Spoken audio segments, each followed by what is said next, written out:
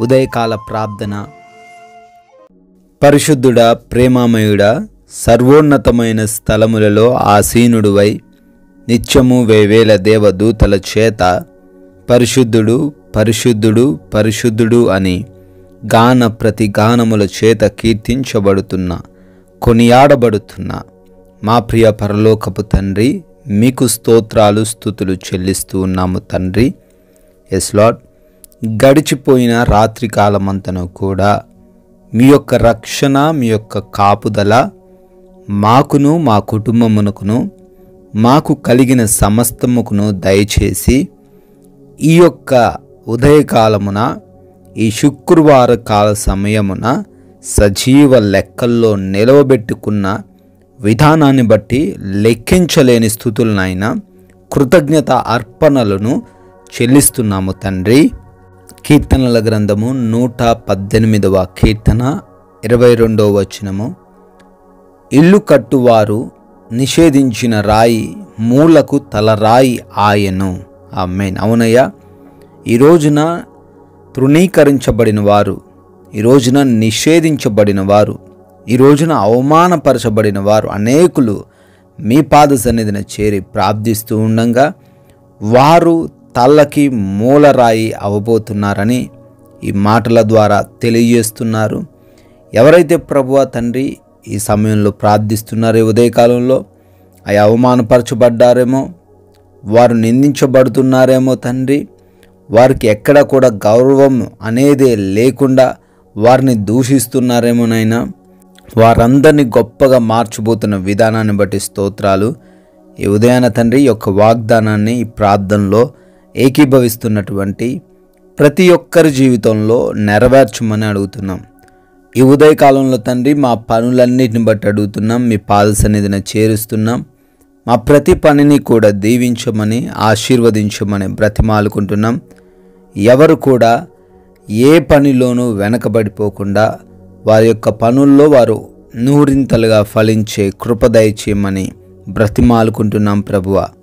ఆగిపోయిన పనులను కూడా తండ్రి మరలా ప్రారంభించబడుటకు కృప దయచేయండి. నూతనంగా కార్యక్రమాలు ప్రారంభిస్తున్న వారు, శుభకార్యాలు జరుపుకుంటున్న వారు ఈరోజు ఉన్నారు. వారిని దీవించమని కూడా అడుగుతున్నాం తండ్రి. అయా, మా రాకపోకలను బట్టి ప్రార్థిస్తున్నాం. మేము వెళ్తున్న మార్గాలను, మేము వస్తున్న మార్గాలను అన్నిటినీ మీ పాద సన్నిధిని పెడుతున్నాం. ఎటువంటి హాని, ఎటువంటి ప్రమాదము మాకు జరగకుండా అయా మీ యొక్క కాపుదలంతను ఈ రోజున మా ప్రయాణాలలో మీరే దయచేయమని అడుగుతున్నాం ప్రభువా. ఎస్ లార్డ్, అదేవిధంగా ఈ రోజున ఎవరైతే తండ్రి లేమితో ఉన్నారో, లోటుతో ఉన్నారో వారందరిని బట్టి అడుగుతున్నాం. వారి లేమికరమైన పరిస్థితిని తొలగించండి, వారికి ఉన్నటువంటి లోటును తీసివేయండి. ఆర్థికంగా తండ్రి, ఆత్మీయంగా, ఆరోగ్యపరంగాను ప్రతి విషయంలో వారిని ఈ రోజంతాను తండ్రి వర్ధిల్లింపజేయమని, ఆశీర్వదించమని అడుగుతున్నాం ప్రభువా. గృహాలలో బిడ్డలు ఒంటరిగా ఉంటున్నారు. ఎవరి బిడ్డలు, వృద్ధులు, గృహిణీలు, చిన్న బిడ్డలు, వారందరికీ మీ కాపుదల దయచేయండి. ఏ దుష్టుడు కూడా వారిని ముట్టకుండా భద్రపరచండి నాయన.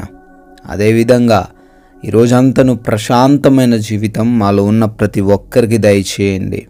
ఎటువంటి మనస్పర్ధలు, విభేదాలు ఏవి కూడా లేకుండా అయా తగ్గించుకొని జీవిస్తూ, సాత్వికంతో జీవిస్తూ నెమ్మదికరంగా ఉండే కృప దయచేయమని అడుగుతున్నాం తండ్రి. అయా, ఈ రోజున మా సమయాన్ని మేము వృధా చేయకుండా ప్రతి నిమిషాన్ని ఉపయోగించుకునే కృప దయచేయండి. అయా, ఎగ్జామ్స్ కోసం, ఇంటర్వ్యూస్ కోసం బిడ్డలు వెళ్తున్నారు. మంచి జ్ఞానం వారికి దయచేయండి. చదివినవన్నీ కూడా వారికి గుర్తుండే కృప అనుగ్రహించండి. అదేవిధంగా ఈ రోజున ఎవరైతే హాస్పిటల్స్కి వెళ్తున్నారో వారి రిపోర్ట్స్, వారి డెలివరీస్ అన్నీ కూడా వారికి అనుకూలంగా మార్చండి. వారి ఆపరేషన్స్లోను, వారి డెలివరీస్లోను మీరు తోడై ఉండమని, అంతా కూడా సజావుగా సాగడానికి కృప దయచేయమని అడుగుతున్నాం తండ్రి.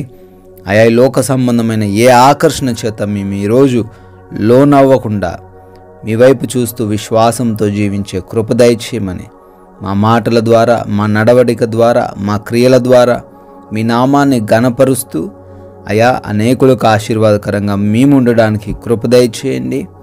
మీరు చూపించిన కృపను బట్టి, మీ యొక్క దయను బట్టి బర్త్డేలు, యానివర్సరీలు బిడ్డలు సెలబ్రేట్ చేసుకుంటున్నారయ్యా.